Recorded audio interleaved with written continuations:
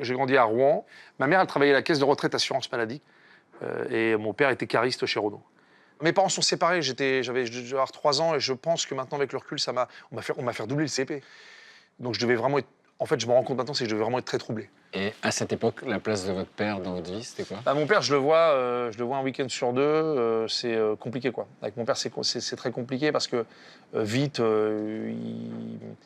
il va plutôt, il va plutôt se pencher sur les femmes et les sorties et l'alcool et tout ça. Donc, et c'est pénible, quoi. Ça l'est encore maintenant, d'ailleurs. Je me retrouve parfois être très, très en colère vis-à-vis de mon père. Parce que cette colère, elle est due au fait qu'il y a eu des manques, j'imagine. Ah ouais. Déjà, la présence d'un homme, quoi. C'est évident. Parce que je n'ai eu que des amis plus vieux. J'ai connu un père de substitution qui a été un monsieur qui s'appelait Jean-Paul Goury, qui était musicien. Je l'ai connu, il avait 50, j'en avais 13. C'est le premier qui m'a regardé, qui m'a dit « Maintenant, tu vas arrêter tes conneries, parce que si tu fais des conneries, c'est moi qui vais m'occuper de toi. » Et rien que ça, j'ai fait... rien que ça, j'ai fait « Ah ouais, ok, d'accord, ok, ouais. » Parce qu'il me montrait qu'il m'aimait, quoi. Mon père... il me dit qu'il m'aime maintenant, mais je le crois. Mais c'est vrai qu'il est venu me voir jouer au foot quand j'étais gamin. Il m'a regardé, il m'a dit « T'es vraiment pas bon. J'adore faire des bruitages, je fais du beatbox. » J'étais en voiture, je faisais du beatbox avec ma mère, je faisais des bruitages à côté de ma mère. Ma mère me regardait, me disait « Mais comment tu fais ?» Et un jour, je fais un ça avec mon père à côté de moi en voiture. Mon père me regarde, il fait « Tu peux pas arrêter là, ton truc là ?» Et du coup, comment vous expliquez que ce gamin rêvait? Alors, c'est peut-être un truc de survie aussi. Mais vous voyez ce que je veux dire? Puisqu'il n'y avait pas d'encouragement. Et comment ça se fait que ce gamin-là, il avait des rêves, en fait? Parce qu'un jour, je suis chez mon père. Et puis, je regarde Nicolas Hulot, Nicolas Hulot, qui présentait Ushuaïa. Je regarde comme ça, Ushuaïa, puis je suis sous la table. Et puis, je regarde, il faisait tous les trucs qu'on connaissait tous avec les masques. Plus jeune, parce qu'il parlait même sous l'eau. Ouais, il parlait sous l'eau, il était là. Voilà. Mais je devais avoir, 5-6 ans, j'ai plus vraiment en tête. Et je commence à faire Nicolas Hulot. Et là, mon père me regarde. Et tout d'un coup, il se marre. Tout le monde se marre. Ma belle-mère qui était là se marre. Et tout d'un coup, je lui dis, tiens, ça fait rien. Et j'imitais les bruits de voiture. Et j'ai commencé à imiter à mon père le bruit de la voiture de course. Et mon père il me dit, écoutez, il me dit, comment tu fais?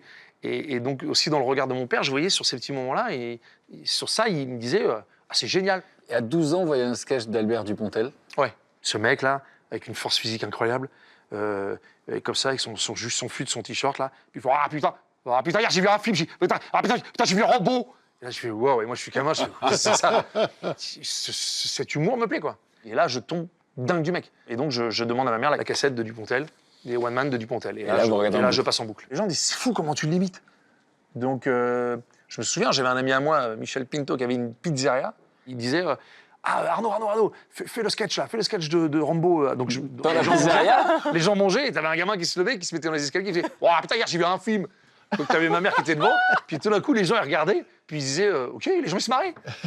Et donc, moi, j'étais là, et je voyais les gens rire, et les gens applaudir, ma mère fière. Je me disais, mais là, je me disais, c'est des ailes, c'est quoi ça? Les gens ils se marrent, tout d'un coup, les gens ils te regardent, puis ils te regardent plus pareil. Tout d'un coup, ils disent, ah, c'est le gamin là, lui là, regarde, ah, lui, tu l'as pas entendu, lui il est drôle. Ça, c'est. Après, tu cherches ça toute ta vie. Je veux savoir comment s'est passée l'adolescence. C'est la période où vous avez redoublé 2 fois à ce moment-là. Ouais, je me suis vite ennuyé. Et puis, quand j'ai commencé le spectacle, tout d'un coup, mes week-ends, je partais jouer, je partais sur scène. Quand je revenais, les gamins qui étaient avec moi, mes potes, n'avaient pas du tout les mêmes choses à me raconter. Les mecs, ils me racontaient des trucs de quartier, de machin. Et moi, je me disais, mais qu'est-ce que je fais là, quoi? Qu'est-ce que je fais là? Et j'ai tenu jusqu'à l'âge de 18 ans en BEP électrotechnique. C'est pour l'électricité en bâtiment, tu vois, où j'étais très mauvais. Très, très mauvais. Si on disait, tu sais, t'as un interrupteur va-et-vient. T'allumes un interrupteur, t'allumes l'ampoule. Avec l'autre, tu éteins. Moi, je faisais tout, ça faisait... Donc le mec, il me regardait, il me faisait, bon, du cray 0,4. À la fin, il voulait plus que je touche le matos, tellement je pétais tout. Ah ouais, catastrophe. Et en fait, je suis rentré, j'ai dit, maman, soit je pars et je vais y arriver, fais-moi confiance. Je pars à Paris. Je pars à Paris. Soit je reste ici, je vais finir mal. Ça veut dire, je vais faire le con, je vais déprimer. Et elle me regarde, elle me fait, tu me promets que tu travailles? Je dis, maman, j'ai toujours dit que je promettais que je travaillais à l'école, je faisais rien. Donc tu vois, je lui dis, je vais y arriver. Et je suis parti. C'est une scène importante de votre vie. Ah bah ouais, je m'en souviens très très bien. Et vous la remerciez de quoi? De vous avoir laissé partir? Je la remercie de m'avoir soutenu pendant toutes ces années pour revenir au père qui justement, lui, il est arrivé à la fin. Lui, il est arrivé quand les caméras étaient là, quoi.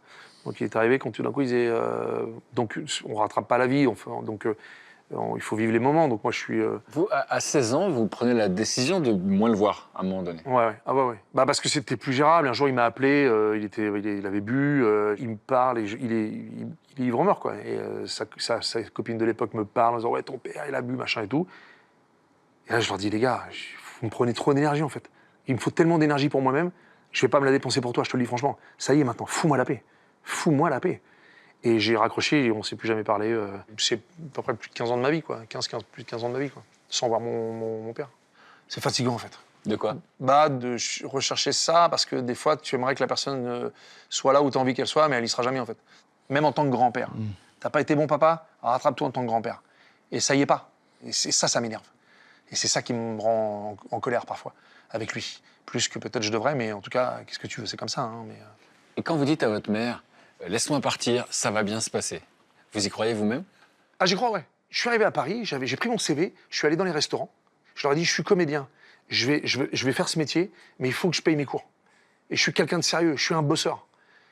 Il y a un moment, le mec, il te regarde, il te fait, OK,